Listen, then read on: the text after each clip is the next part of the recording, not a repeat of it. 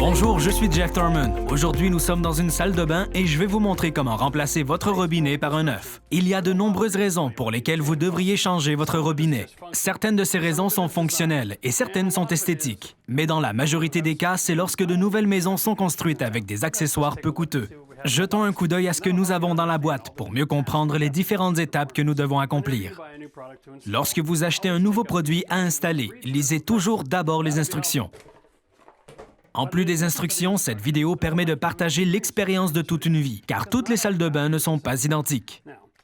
Nous avons notre corps de robinet ici, avec un filetage standard traditionnel. Et il y a un petit trou à l'arrière pour le système de tige montante qui fonctionne avec le drain. Lorsque vous achetez un robinet, vous devez vous assurer qu'il est muni du système de drainage, car si votre ancien robinet est usé, le système de drainage le sera également. Ne supposez pas qu'il n'a pas besoin d'être remplacé, supposez qu'il a besoin de l'être. Il est vendu avec deux de ces petites pinces qui se fixent sur le robinet pour le maintenir sur le comptoir. Elles sont importantes, ne les jetez pas. Et ceci est un joint qui assure l'étanchéité entre le robinet et l'évier, afin que l'eau ne pénètre pas sous le meuble. Et voici votre tige montante. Si vous changez de robinet parce que vous changez de métal, que vous passez du chrome au nickel brossé ou au noir mat qui devient le nouveau design standard, comprenez l'intérêt. Mais si vous changez votre robinet parce que vous pensez qu'il est brisé, considérez ces deux choses. Premièrement, si le débit est limité, la plupart de ces robinets ont une petite section qui se retire et qui comporte une petite rondelle et un clapet de retenue. Et il peut y avoir des débris coincés dans ce clapet qui limitent le débit. Le robinet n'est donc pas brisé, il suffit de le nettoyer. Deuxièmement, vous pouvez avoir un robinet en laiton massif qui peut durer des centaines d'années, mais qui commence à avoir des fuites au niveau de la poignée. Si vous avez une fuite autour de la poignée et un robinet de bonne qualité, vous pouvez retirer la poignée à l'aide d'une vis de serrage. Une fois la vis de serrage retirée, vous pouvez relâcher la poignée, qui révèle alors la cartouche et cet écrou juste ici. Si vous coupez d'abord votre alimentation en eau et vidangez la pression dans vos conduites, ou si vous pouvez fermer votre robinet d'arrêt en dessous, vous pouvez alors prendre une clé et ouvrir le robinet. Ensuite, apportez cette cartouche à la quincaillerie pour la remplacer et la réinstaller. Cela éviterait de devoir remplacer le robinet au complet. Si vous avez déterminé que vous devez le remplacer, nous devons maintenant nous rendre en dessous, car nous devons d'abord couper l'eau. Lorsque vous changez votre robinet, vous vous retrouvez face à deux systèmes. Il y a l'alimentation, l'eau chaude et l'eau froide, et le système de drainage, qui sont souvent reliés entre eux. Il faut donc commencer par couper l'eau avant d'aller plus loin.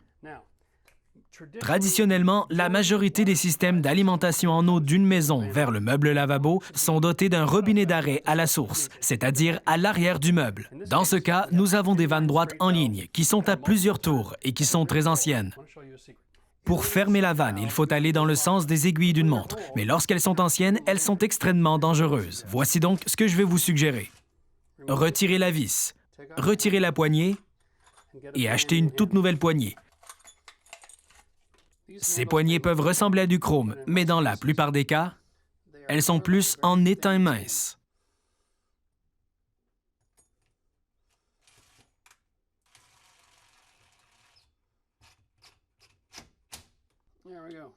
L'alimentation est maintenant coupée.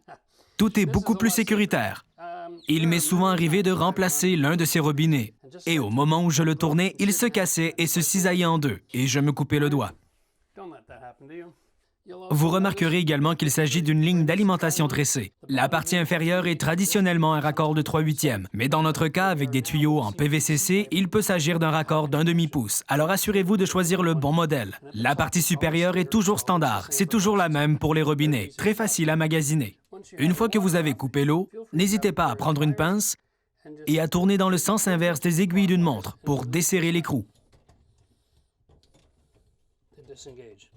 Faites-le pour les deux côtés. Ensuite, nous sommes prêts pour la prochaine étape.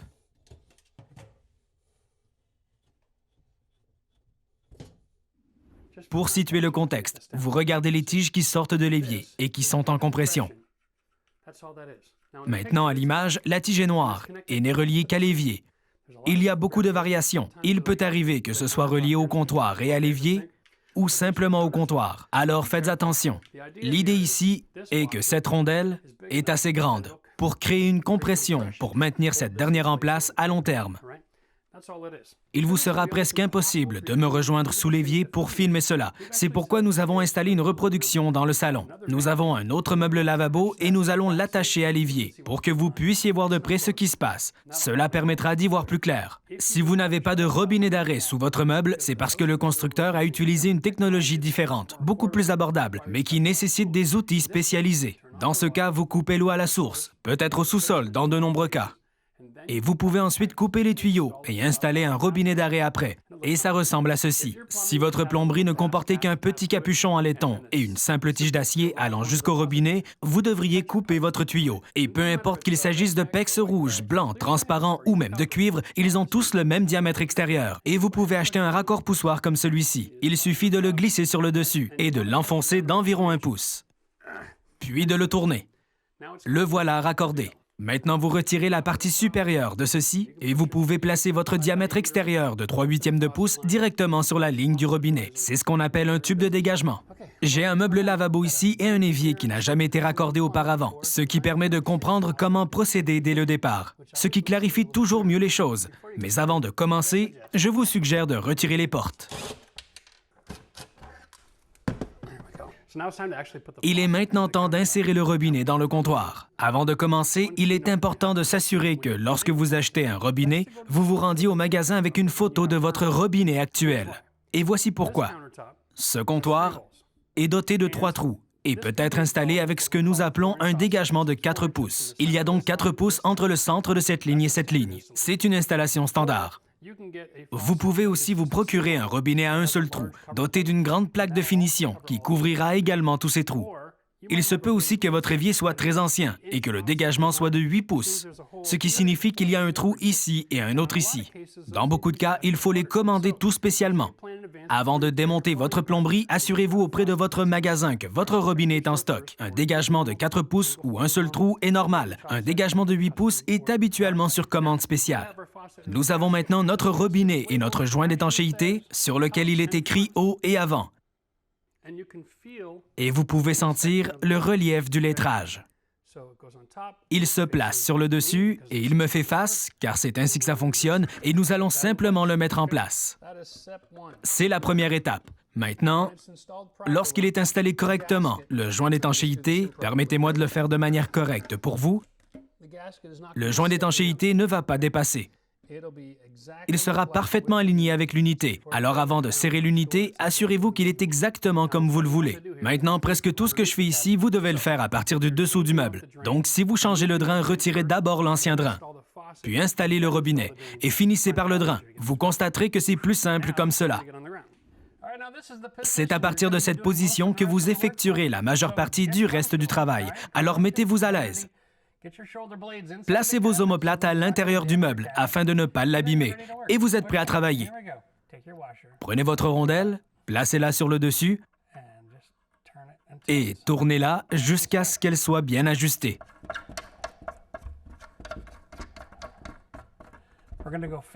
Nous allons d'abord serrer à la main, puis nous ferons l'autre côté. Nous ne voulons pas trop serrer à ce stade, car une fois que nous sommes en position, nous allons retourner en haut et jeter un coup d'œil pour nous assurer que nous ne sommes pas tordus ou que nous ne formons pas un angle bizarre. Vous pouvez voir qu'une fois serré à la main, vous pouvez encore le déplacer. Au lieu de le laisser de travers, j'aimerais qu'il soit le plus près possible de l'avant. Cela facilite le lavage des mains. Le secret consiste maintenant à retourner en dessous et à serrer avec la clé. Juste un quart de tour pour qu'elle ne bouge plus. Maintenant, prenez votre pince à joint coulissant, ouvrez-la complètement et allez ici pour attraper votre plastique et lui donner un quart de tour. Et si cela vous pose un problème, vous pouvez mettre la pince de chaque côté de ces languettes et l'utiliser pour obtenir une prise. Voici comment fixer l'évier à l'aide d'une pince. C'est gênant, mais il existe des outils conçus spécialement pour fixer tous ces robinets. N'hésitez pas à en choisir un si vous pensez que c'est gênant. Cela vous permettra de travailler à quatre pattes, d'atteindre l'évier avec un outil plutôt que de vous allonger sur le dos pour utiliser une pince. Il est maintenant temps de raccorder vos conduites d'alimentation en eau. Lorsque vous remplacez un robinet, cela signifie que vous n'avez pas accès à l'arrière de l'évier. Vous devrez le faire comme ceci. Tendez le bras vers le haut, puis tournez-le dans le sens inverse des aiguilles d'une montre, jusqu'à ce que vous sentiez qu'il s'insère dans le filetage. Puis vous pouvez y aller sans craindre de déformer le filetage. Nous allons donc placer ceci sur le filetage et nous allons aller dans le sens inverse des aiguilles d'une montre, jusqu'à le positionner dans le filetage. Et dans de nombreux cas, métal et métal, vous l'entendrez. Cela produit un son très distinctif. D'accord, j'ai un problème à émettre le son, car l'évier n'arrête pas de rebondir. Voilà, vous êtes prêts? Voilà. Nous allons maintenant serrer à la main, puis faire de même de l'autre côté. Ajustez maintenant la taille de votre clé. Après avoir serré à la main, placez la clé sur le dispositif et ajoutez 2/8 ou un quart de tour complet. Je veux vous montrer quelque chose qui est vraiment important. Je vais mettre cela à l'envers pendant une seconde. Je vais vous montrer quelque chose. Il faut serrer à la main. Voici pourquoi. Ici, nous avons cette énorme rondelle noire, épaisse. Et lorsque vous la comprimez avec vos doigts, vous ne pouvez pas la serrer trop fort. C'est là que l'expérience entre en jeu. Lorsque je saisis la clé et le haut de la clé, disons à 12 heures, et que je la fais tourner jusqu'à 3 heures, c'est un quart de tour. Et beaucoup de gens ont pensé que c'était trop facile. Ils vont donc recommencer. C'est un demi-tour. C'est très bien. Un demi-tour, c'est bien. Maintenant, regardez ceci. Oh, je suis encore plus fort que ça. Oh, je suis encore plus fort que ça. Maintenant, vous pouvez faire un tour complet après avoir été en contact avec ce joint. Et si vous êtes vraiment fort, vous pouvez peut-être faire un tour et demi complet. Mais voici ce qui se passe. Ce joint est tellement serré, il est soumis à une telle pression qu'il provoque une grande résistance, que le métal qu'il contient risque de se fendre. Ou si vous avez acheté un robinet dont l'embout est en plastique, vous allez détruire le filetage. Vous n'avez pas besoin de le faire, ce n'est pas nécessaire. Une fois que vous l'avez fixé, vous êtes en contact avec le joint d'étanchéité. D'un quart de tour, vous avez un contact sur tout le pourtour parce que les filetages sont un peu plus inclinés. Wow, vous êtes vraiment en train de comprimer ce joint d'étanchéité maintenant. Vous ne devriez pas avoir l'impression d'essayer de faire du métal sur du métal. Ce n'est pas un travail d'homme viril. Même une grand-mère de 85 ans peut le faire. Il suffit de faire ceci et de tourner un peu et le tour est joué. Vous pouvez toujours vérifier l'eau après coup. Ouvrez le robinet, voyez s'il y a une fuite et si c'est le cas, allez sous le robinet et tournez-le encore d'un quart de tour. Quelques gouttes ne feront pas de mal, mais si vous serrez trop fort, vous risquez de détruire votre plomberie. Maintenant, la seule chose à faire est de raccorder la conduite d'alimentation de votre robinet à votre robinet d'arrêt. Il y a maintenant deux options. Premièrement, l'alimentation en eau passe par le mur ou par le sol et par le meuble. La norme pour les conduites montantes de robinet est de 3/8 de pouce d'un trou. Et vous verrez qu'il est également doté d'un joint noir. La même règle s'applique. Effectuez le filetage, saisissez votre clé et faites un quart de tour, peut-être une moitié. Mais ne serrez pas trop. Vous risquez d'endommager d'autres tuyaux du système. Lorsque vous devez exercer une pression aussi forte sur une conduite d'eau, vous risquez d'affecter les pinces ou les joints de soudure d'une conduite d'eau en cuivre et de l'ouvrir dans le mur. Faites preuve de délicatesse avec votre clé. La prochaine étape est évidemment de le raccorder au drain. Nous allons donc vous présenter rapidement deux options différentes. Cette vidéo explique comment changer de robinet, mais dans la plupart des cas, vous allez devoir raccorder votre nouveau robinet à votre drain, car vous avez ce système ici. Dans la première démonstration, nous allons donc vous montrer comment utiliser le système de tige. Et cette tige s'installe ici, à l'arrière du robinet, et est raccordée en dessous. Dans ce cas particulier, notre système de drainage s'installe par le dessous. Puis vous devez y raccorder le haut de ce drain. Le fonctionnement est le suivant. Nous prenons le drain avec la tige orientée vers le mur arrière, en passant par le fond, et nous enfilons ensuite ce dispositif par le haut. Une fois qu'il est en place, nous passons en dessous et nous serrons l'écrou ici, en maintenant la tige à 90 degrés vers le mur. Et nous serrons jusqu'à ce que le joint crée une bonne étanchéité. Cette pièce s'insère dans la partie supérieure du drain. Et à l'intérieur de ce corps, ce trou s'aligne avec celui qui se trouve à l'intérieur. Je l'introduis et ce qui se passe, c'est que cette bille ronde se trouve maintenant à l'intérieur, à travers ce trou, et qu'elle remplit cette fonction, mouvement vers le haut et vers le bas. Notre tâche consiste à relier cette tige à cette autre tige, à l'aide de cette pièce. Mais avant cela, nous devons prendre ceci et l'enfiler par-dessus en passant délicatement à travers le filetage. Et ceci est un autre raccord à compression. C'est pourquoi j'ai suggéré de faire l'approvisionnement en eau en premier. Vous ne voulez pas que ce drain vous gêne lorsque vous essayez de le contourner et de travailler. Ça fonctionne très bien. Voici la partie la plus difficile de l'assemblage. Cette partie remonte sur la tige.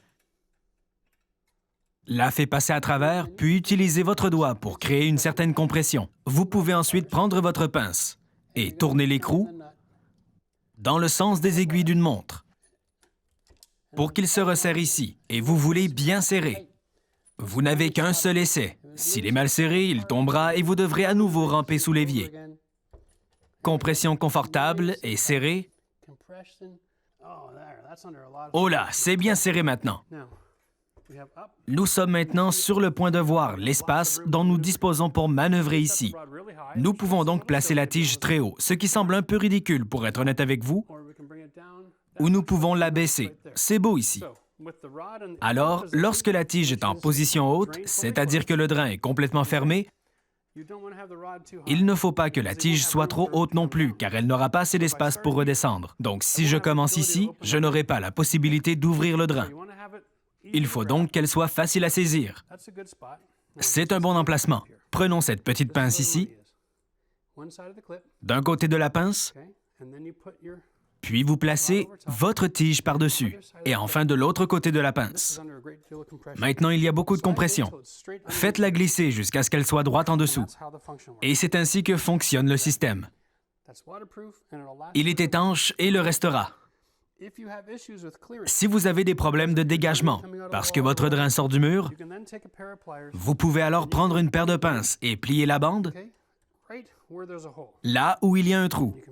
Vous pouvez le plier pour qu'il ne soit pas gênant et que vous ayez de la place pour la fonctionnalité. C'est une bonne astuce. L'autre option, bien sûr, est de ne pas avoir cet assemblage. Supposons que vous ayez cet assemblage, mais que vous n'aimiez pas le fait que ce mécanisme accumule beaucoup de cheveux dans l'évier et qu'en plus de la mauvaise odeur, il a toujours besoin d'être nettoyé. Voici la solution. Pincez ceci et faites-le glisser hors de la tige. Vous desserrez l'écrou ici. Vous le faites glisser. Vous pouvez retirer cette tige, ou vous pouvez simplement la laisser suspendue là, car c'est plus beau. Mais il est possible de le transformer en un drain escamotable. Nous vous montrerons comment faire cela rapidement. Pour remplacer l'ancien drain par un drain escamotable, il suffit de desserrer ceci. Encore une fois, vous pouvez retirer toutes ces pièces. Il s'agit d'ailleurs de la même méthode pour tout nettoyer. Vous prenez ça, vous tirez ceci et ensuite vous pouvez prendre ceci. Il s'agit généralement d'un bouchon dû à la présence de cheveux qu'il est possible de nettoyer et de rétablir. Mais dans ce cas, nous allons l'enlever et nous débarrasser de l'ensemble. Voici donc votre vieille pièce. Voici votre nouvelle pièce. Elles sont à peu près de la même hauteur. Elles ont également exactement le même diamètre. Le diamètre universel d'un tuyau sur un meuble de salle de bain étant d'1 pouce et 1/4. Ainsi, si vous enlevez quelque chose, le nouvel élément s'adaptera toujours. Même si vous voulez remplacer l'ancien drain avec une évacuation par un nouveau drain avec une évacuation, ou passer au chrome, peu importe, ils sont tous d'1 pouce et 1/4. Ne vous inquiétez pas. Cette installation se fait un peu différemment. Elle n'a pas de pièce mobile. Vous devez retirer le collet inférieur et vous laissez cette petite rondelle ici et vous la déposez simplement de l'intérieur. Et vous pouvez la placer directement à l'intérieur de l'ancien drain. Lorsque vous le déposez, vous devez mettre la rondelle tout de suite, puis le collet immédiatement. Vous allez ensuite le placer à l'intérieur de l'autre raccord qui se trouve ici. Puis vous allez le visser en position. Nous créons maintenant une compression avec le joint en caoutchouc dans l'évier. Le serré à la main devrait être amplement suffisant. S'il est trop long et qu'il ne s'adapte pas à votre tuyauterie, parce qu'il y a peut-être un siphon en P ici, vous pouvez prendre une scie à métaux et couper l'excédent avant de l'installer. N'oubliez pas que la clé d'une installation réussie est d'obtenir le bon robinet pour le bon type de configuration de trou dans votre comptoir. Veillez à vous procurer la paire de pinces la plus courte possible pour atteindre tous les endroits difficiles d'accès. Et n'oubliez pas, ne serrez pas trop. Une fois que vous avez tout assemblé, vous pouvez remettre l'eau en marche et vérifier qu'il n'y a pas de fuite. Puis vous pouvez donner un autre quart de tour si nécessaire. Au revoir et à la prochaine!